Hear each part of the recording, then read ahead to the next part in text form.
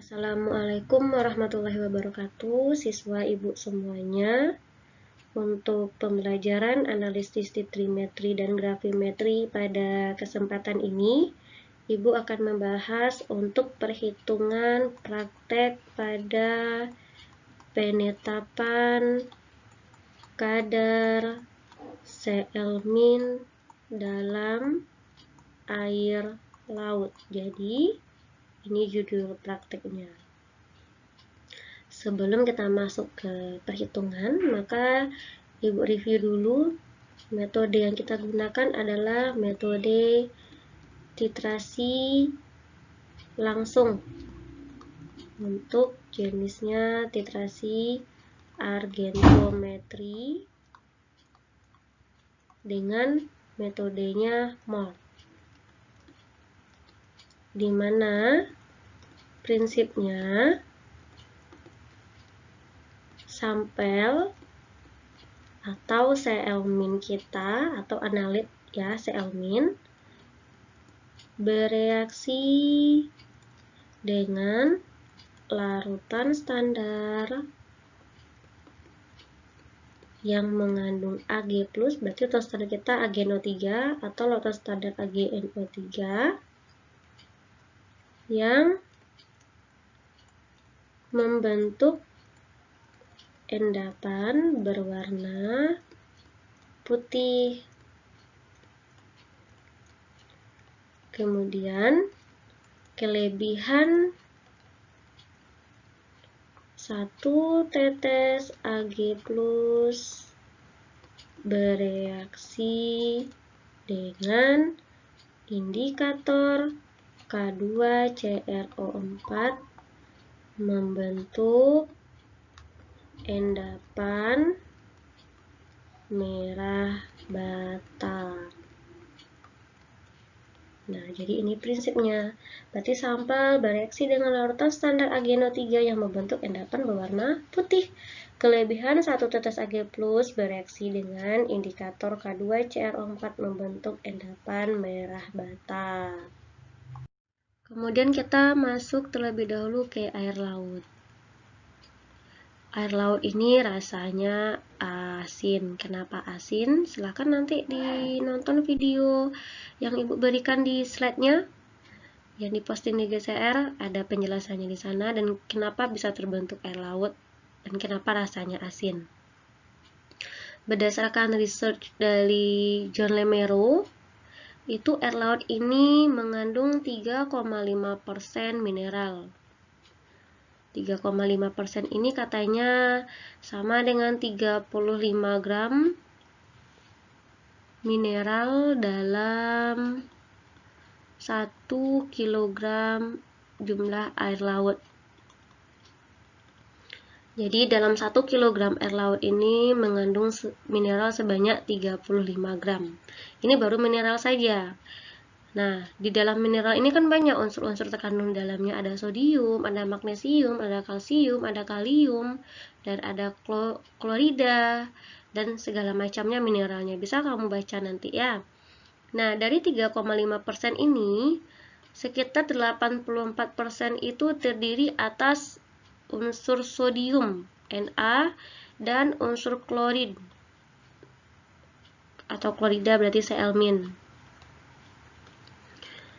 Nah, jadi yang paling banyak kandungannya ini dua ini ya, kalau dijumlahkan 84%. Nah, sedangkan untuk klorida saja dari 3,5% ini mengandung sebesar 54,8%. Jadi dari 3,5% itu terkandung ion kloridanya sebanyak 54,8%. Oke, kita masuk ke perhitungan. Yang pertama, tadi sudah kita ketahui bahwa di dalam air laut itu mengandung mineral sebanyak 3,5%.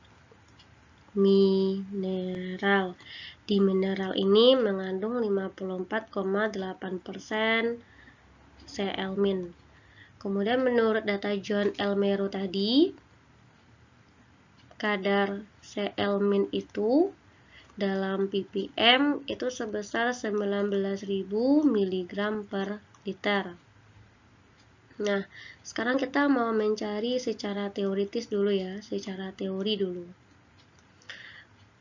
Secara teori, yang pertama kita mencari massa Cl- dalam mineral. Rumusnya, kadar Cl- sama dengan massa Cl- dibagi dengan massa mineral dikali 100%. Kadar Cl- kita kan tadi di dalam mineral itu sebanyak 54,8%. Massa Cl- dibagi dengan, nah massa mineral kita tadi berapa? 3,5% ini kan tadi artinya 35 gram dalam 1 kg air laut. Berarti massa mineralnya 35 gram dikali 100%. Maka 54,8 bagi 100 sama dengan massa Cl- per 35 gram. Jadi nanti didapatkan massa Cl- itu dalam mineral 54,8 kali 35 gram per 100. Didapatkan nanti sebesar 19,18 gram. Ini kita dapatkan untuk massa Cl- di dalam apa? Dalam mineral baru ya, bukan untuk air laut. Nah, sekarang kita lanjut.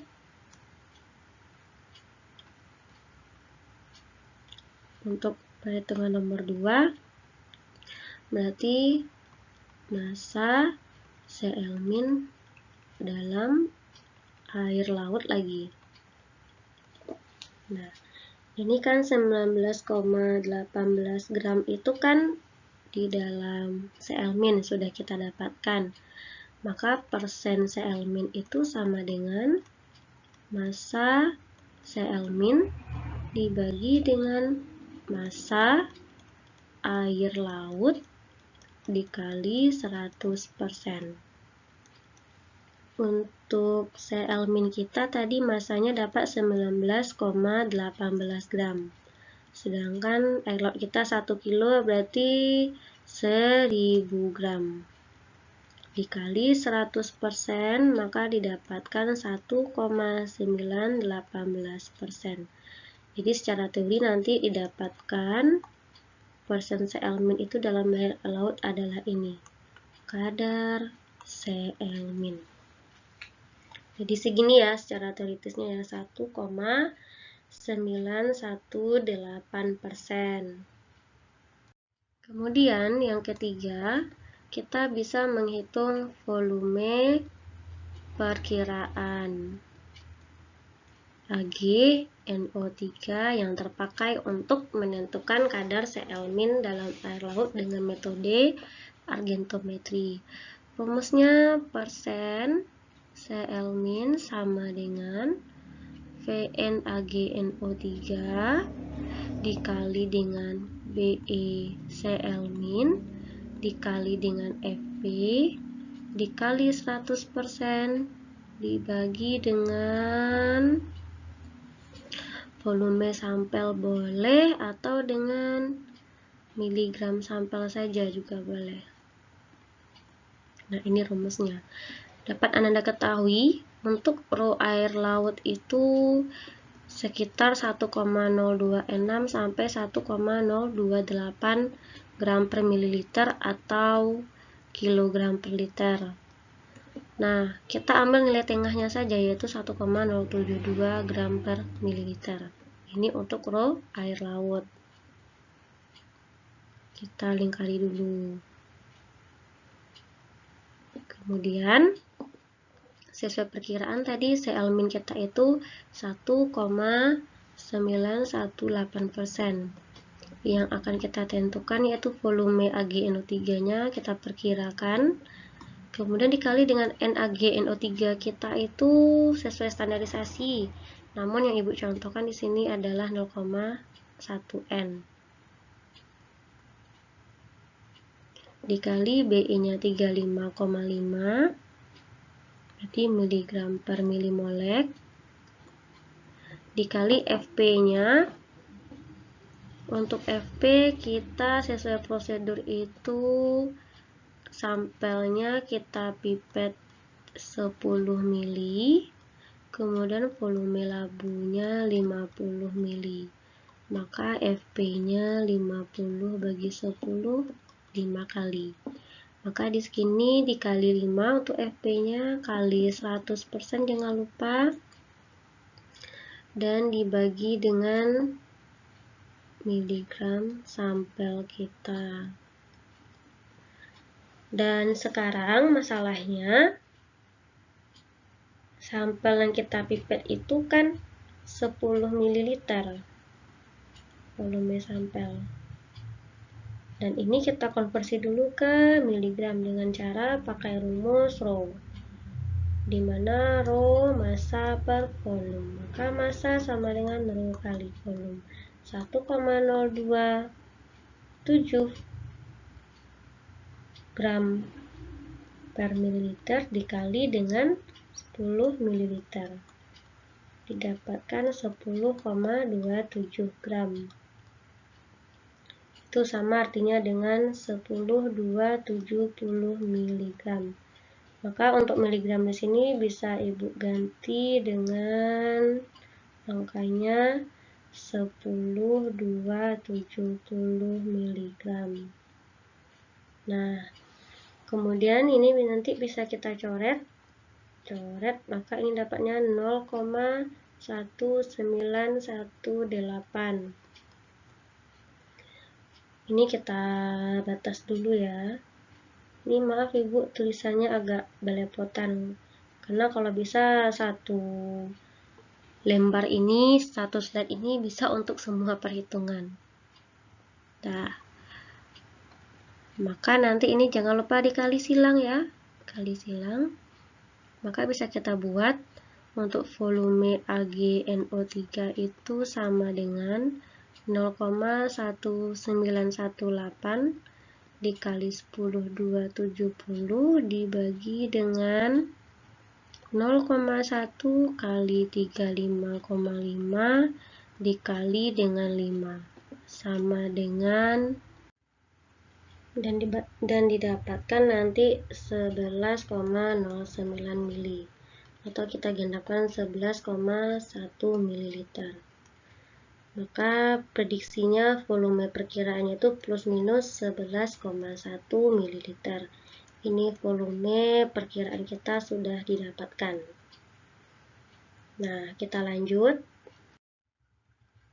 Maka secara teori didapatkan kesimpulan dulu ya. Yang pertama, persen Cl- itu dalam air laut 1,918%. Kemudian kadar Cl- itu dalam ppm sebesar 19.000 mg per liter. Ini sesuai dengan data John Elmero ya. Yang ketiga, kita dapatkan volume perkiraan AgNO3 itu sama dengan 11,1 ml. Kemudian kita masuk yang kedua secara praktek. Untuk secara praktek, kita mencari persen Cl-. Sama dengan rumusnya, Pn AgNO3 dikali dengan BiCl- dikali Fp dibagi dengan miligram sampel dikali 100%.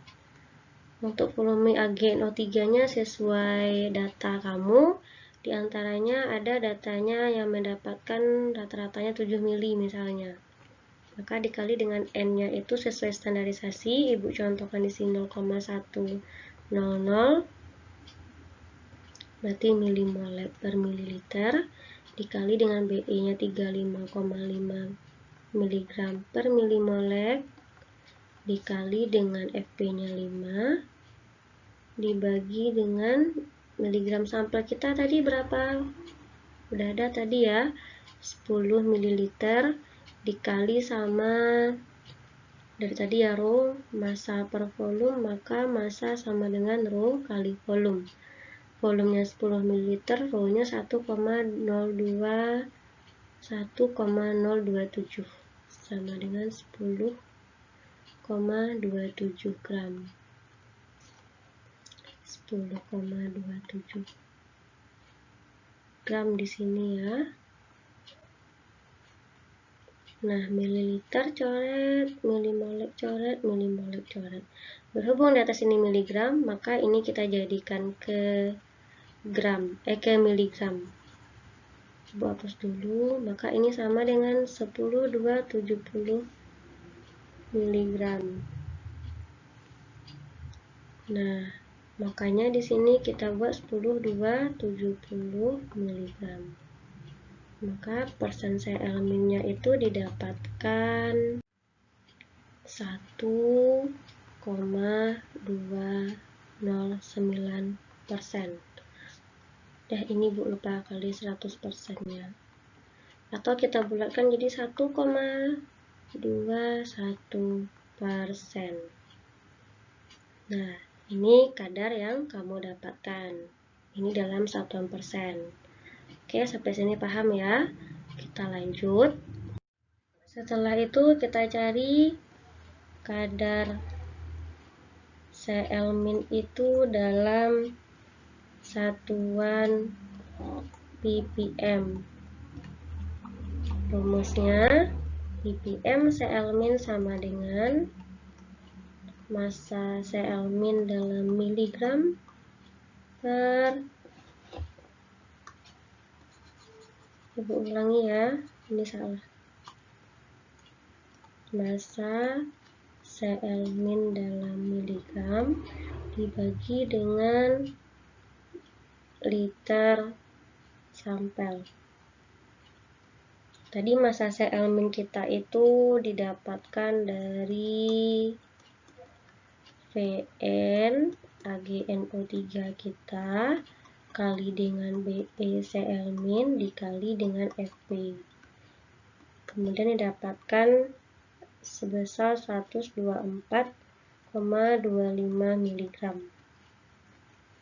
Maka bila kita masukkan ppm CL- itu sama dengan 124,25 mg dibagi dengan volume sampel yang kita pipet itu 10 ml. Jadikan liter jadinya 0,001. Oh salah Ibu. Dapatnya itu kita bagi 1000 ya, 0,010 liter. Ya. Enggak salah lagi.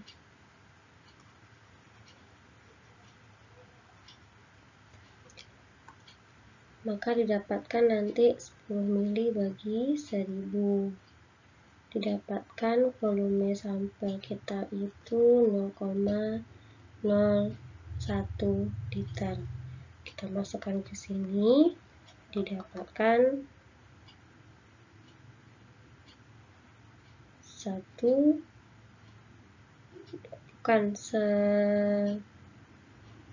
12.000, kita dapatkan 12.425 mg per liter.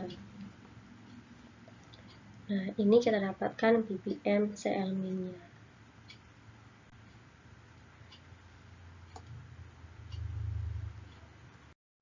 Nah, untuk itu kita bisa buat tabel seperti ini. Kalau secara teori persen CL- itu tadi 1,918%. ppm CL-nya 19.000 mg per liter. Untuk perkiraan volume AgNO3-nya itu 11,1 ml. Nah, untuk kadar Cl- secara praktek kita dapatkan 1,2%. Sedangkan ppm-nya kita dapatkan 12.425 mg per liter dan volume titrasinya 7 ml.